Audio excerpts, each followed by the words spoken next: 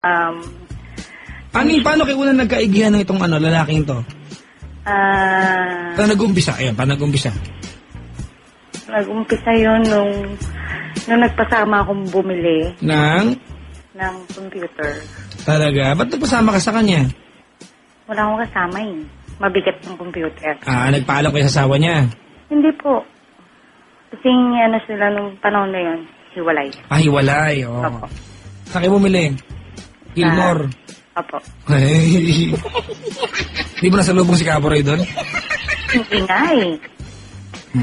Naabangan ko pa naman yun. Hindi makikita kahit masalubong mo yun. Tapos? Tapos, nung pagdating namin dun sa Gilmore, kumikis-kis na siya. Kumikis-kis? Opo. Nung nagpasama ka sa kanya, wala ka talagang mali siya? Wala. Kasi Well. older siya sa akin. Yung asawa mo, ilang taon na?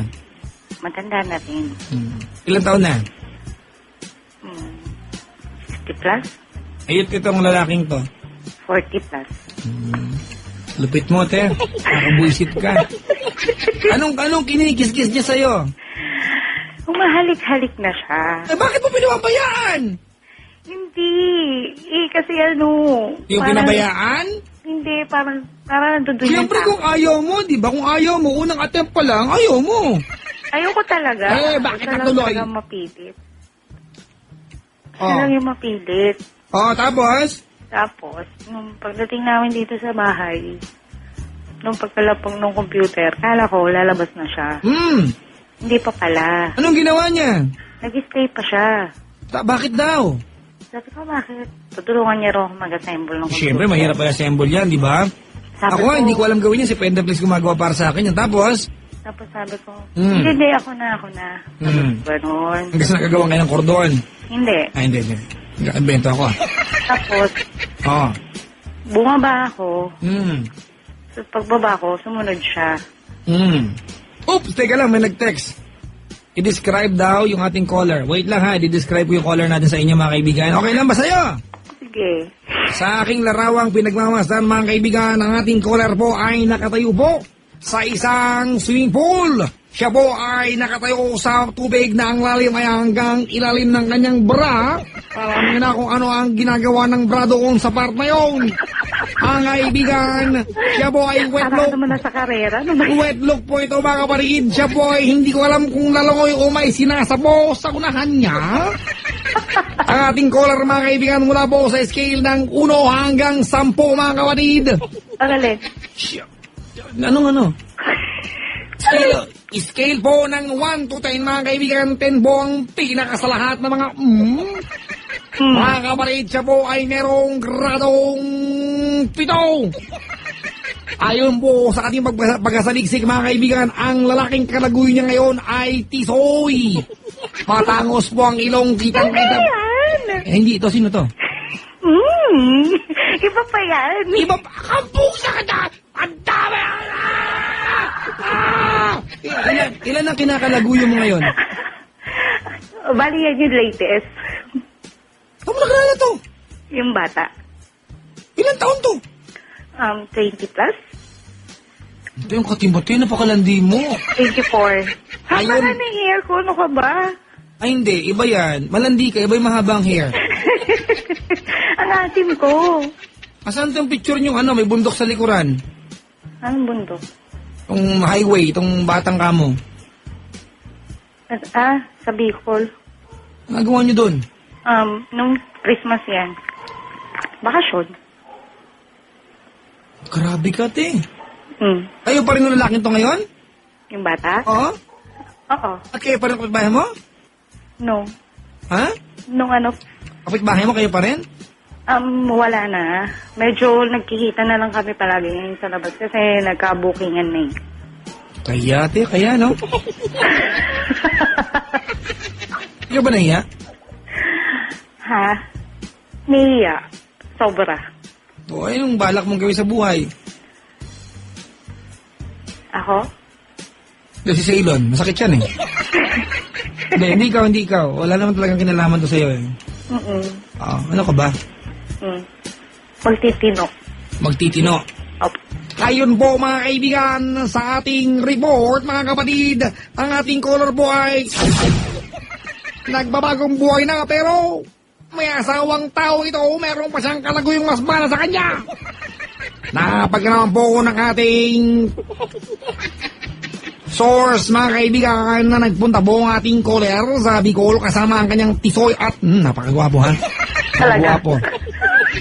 Fairness, Sir Lunching, gwapo, di ba? Pogi. Talaga? Oo ha, si Pendaflex parang biglang tumulo ang waway. Pendaflex bakit? Kinrap nga niya yung picture eh. Pinrint niya na. Pinrint niya ng wallet kasi sa wallet na po niya ngayon. Ano ba yan? Ha? Wag. Si Lunching naka-wallpaper na sa kanya. Ano ba yun? Taylor Jane. Oo. Huwag mo pagnasaan yan. Grabe ate. Tapos, anong nangyari? Kanina doon sa bata. Hindi, yung kinukwento mo computer, tapos? Halos dito na siya tumira sa akin noon. Tapos, nung magwa 1 year na kami, nang gulo na yung legal wife. Hoy, si Raulo, hindi siya nang gulo. Ikaw nang gugulo. Ang nanggulo ka dyan! Hindi, kasi nung time na yun, as in wala na talaga sila. Alam mo lang yan kasi kaya pinapaniwala ka niya. Kwento mo na yung nangyari. 12 years na silang dalawang hiwalay. Ay, kwento mo yung nangyari. Tapos, galing ako ng abroad noon. hindi yung nangyari, di ba? O, nag-agawang kayo, ayaw mo, sabi ko na lang. Tapos, Hindi, pinext lang ako ng babae. di yun. Nung pagdating niya ng bahay, galing pagbili ng computer. Ayun na, Tapos? may nangyari na sa amin. Ano nga? Paano kanya? Paano sinabi? Di ba ayaw mo nga kamo? Paano ba naging gusto pag ayaw ba talaga? Niyakap niya kagad ako. Tapos? Tapos, hinalakan niya ako.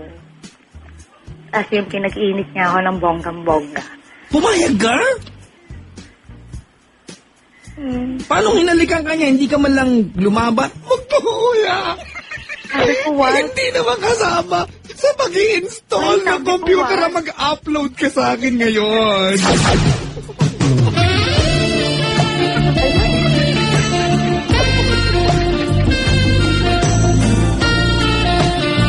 Ano ba? Ano ba? Magandang araw mga kaibigan, magandang umaga sa inyo po si Paring Pangid. At marami po sa ating kabayan na nag-text sa ating linya ngayong umaga ito at babasahin po natin. Ayon po sa isang caller nagangalang o texter nagangalang Ivan. Makati pa sa gabi ang caller mo, Paring Pangid. Talaga? At ang sabi naman ni si ay ang landi ng caller mo kakabad trip naman, Charing. Paring Pangid. Nauna pa dyan, sinabi ng nasabing texter na yan, malanding bay Makati at maharot, Paring Pangid. Papa Jack, naglaro na po yung caller mo. Ituloy po ang ating kwento mga kaibigan sa pagkasalaysay ng ating caller nung hinalikan kanya gaano katagal ang halikan na nangyari. Matagal. Gaano kahabang matagal para sa iyo? Mga siguro kalahating oras. Yahing pangit. Kalahating oras? Opo. Ano ka ba? Sa'yo, hindi masakit ba sa pangayan? Hindi naman. Teka lang, half an hour? Ha? Half an hour? Sa'yo, hindi 30 minutes, ha? Kumain ba kayo sa labas bago umuwi? Ha? Hindi po. Sino kausap mo dyan? Wala po. Meron. Wala. Sino nakarinig sa'yo? Ha? Sino nakarinig? Saan? Sige. Tapos, nagalikan kayo. Opo. Ano, sumunod na eksena? Sumunod na eksena, yun na. Anong pina? Meron pa. Halika, tapos. Ayun na. Ano nga? na yun? Hindi ko alam. Wala naman ako doon. Ano na kami? Ikwento mo sa amin, Shelly, kung ano ba ang sumunod na hakbang pagkatapos kang halikan sa labi ng lalaking ito. Nagubaran na kami. Kusa ka ba nagubad na yung saplot o hinayaan mo siyang hubarin ng saplot at makita ang puso mong maraming kamot? Uy, grabe ka, konti lang. Counting kamot, I should say. Hindi naman halata may anak ako, di ba? Ano sa utak mo? Ewan ko. Ano sa utak mo nante? Wala. Wala bang guilt feeling, gano'n? O normal ba sa jeans mo yung kalandian mo, gano'n? Hindi. Nakatatak ba sa yung deoxyribonucleic acid? Hindi. Parang na-confuse kasi ako sa kanya. Na-confuse? Bakit? Kasi meron siyang tatak na, meron siyang kumbaga sa corned beef. May tatak siyang, markado siya. Markado siyang babaero. Na walang tumatagal sa kanyang babae. Ang ganda naman ang sound. Yung tato sa paa mo, totoo? Ha? Totoo yung tato sa paa mo? Hindi. Henna lang yan? Opo. Sir Ching, kala ko ano yung corned beef. Kala ko giniling yung ano, yung patatas. Tapos, ano exciting doon na ano, walang tumatagal sa kanya? What is so exciting about that? Would you kindly tell me right now? Honestly. Ano kasi siya eh, nakaka-challenge kasi siya. Alam mo, Sailor Ching, narinig ko na sa iba-iba to eh, di ba? May mga girls that they would love a bad boy. Yes. Di ba? Because they love the challenge na papahirapan ako nito. Anong meron, te? So that was the only thing na meron sa utak mo, parang this is a big challenge. Ganon? Oo. Tsaka And parang, you parang thought dating yung kasi sa sarili akin mo ay na- isang goal? Ha? Oh, Oo. come on. Shut the front door. Oo. Because the streets will come in. My God, ah. Are you proud of what you did? No. I'm not proud. Ibabalik kita sa hapon na yan na nandun kayo bumili ng computer at nagtangka siya. Will you do it the same way? No. Diyos. Really? Cheers, mga kaibigan. Ang ating caller po, tumatanggi po, na confirmahin mga kaibigan. Oh, excuse me po. Kung ulit ba siya o hindi, mga kapatid, sa kanyang ginawang... Pwede sumanto. Ate, things that you did, di ba, are stupid. Sorry, Yeah, I know. Plain stupidity, but, you know, not yet too late pa para magbago. Alright, may asawa ka. Opo. Diba? May asawa ka. It says everything. Ama, Opo. sabi ng texter, ang kire ng caller, shut the front door! The elephants will come in. Bakit? Kalipan? Ewan ko. Uy, uwi na ba si Mark D? Tulog. Nangungusap sa akin yan. Bakit? Ay, alas kayo lang ako niya. Kilala ka ba ni Mark D? Hindi. Tulog. Baka maliligo siya mamaya eh. Ay, salamat. Oo. Sobra ka naman. May kakasabi ka ni Mark D, ha? Huwag kang magulo. Mark D, takot sa'yo. Hindi ko alam kung bakit. Ayan, sige. Magsalita ka, Mark D. Mikropono yan. Tulog ka ba, gising? Gising. You're live. Sino? Ikaw! Ako ba? Mark D, kausap mo si Shelly. Hi, Shelly. Hi. Oy, Mark D, engage ka na, ha? Oo nga. What's your Ayos. name? Kita mo, ha? Ceylon Ching, ang tawag dito sa nila ay itchiness test. Tignan niya natin. The test for itchiness. Tignan niya natin. Alright, okay. Mark D, take it away.